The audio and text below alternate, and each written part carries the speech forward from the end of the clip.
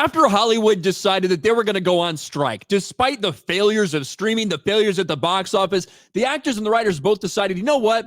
This is the perfect time for us to just say, hey, you know what? We deserve to get paid more. Despite failure after failure, the quality of these shows continuing to decrease, they felt like they deserved more. And after months and months of delaying everything, putting a lot of people out of work, they finally got some of the things they were asking for. But as so many people pointed out, even though they were going to get a little bit better benefits, a little bit more money here and there, the reality was Hollywood is about to put a lot of them out of work because what they were doing was not sustainable. That amount of garbage shows that were coming out was not something that was sustainable. And now that's exactly what's happening. All these people that decided they were going to go on strike, that they were going to put Hollywood on hold for months and months and months, they're now finding out there's no jobs to come back to. I'm scared why it's a brutal time to be a TV writer. The end of peak TV has ushered an era of contraction with fewer buyers and fierce competition for the few shows that are staffing. Quote, people are in total survival mode. If you think it's a brutal time to be a TV writer, imagine watching TV right now. It's been more brutal for the audience for the past several years. And we got this article here. Unemployed Hollywood writers resorting to bartending DoorDash gigs as studios slash spending. Now, if you're doing DoorDash, you're a bartender, there's nothing fucking wrong with that at all. But now you have these writers. This was their profession.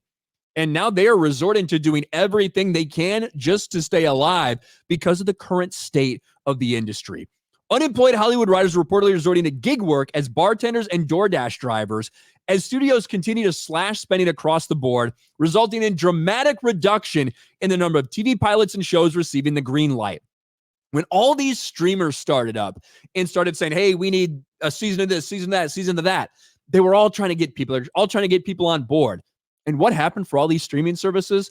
They realized that it was a catastrophic failure. All of them lost hundreds of millions, if not billions of dollars. And what's continued to be the most successful? Shows that already have a built-in audience, shows that people like, shows that people will go back time and time again. Not any of the new stuff. That's not what people are watching on these streamers. Hollywood took notice, and now a lot of these people are out of jobs. Quote, as a showrunner who's a queer woman of color and I can't get work, that's saying a lot. It's very frustrating, one industry veteran told The Hollywood Reporter. Imagine thinking that because you're a queer woman of color, that means you should be entitled to fucking anything. Another one. I never thought I'd be a writer for as long as I have, but I didn't expect to run into a brick wall. I thought it'd be a slow tapering. This feels like a cataclysm. I don't know if I'm ever going to forgive Hollywood for this. Another writer moaned. That's where a lot of us are. Almost everyone I know had a deal that doesn't exist anymore. Oh, a deal that when you guys decided to strike, that deal doesn't exist anymore? That's crazy. The demise of peak TV has meant far fewer opportunities for even seasoned Hollywood writers. Studios are taking an axe to their budgets as the industry is facing near catastrophic economic headwinds.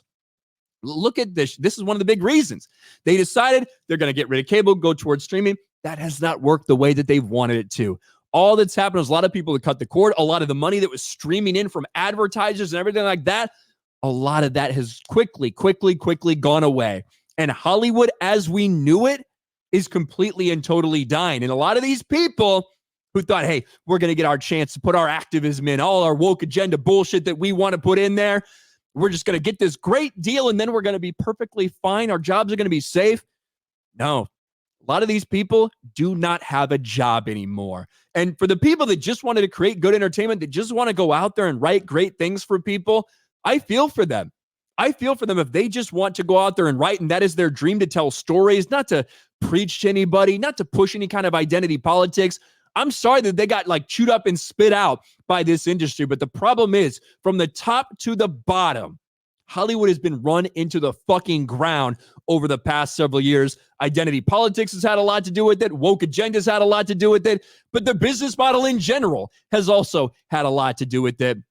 And as we speak, a lot of people who thought they were going to be writing for these big Hollywood shows and all this stuff, that has not been the case. And they are now unemployed and they are desperate to do anything to stay alive.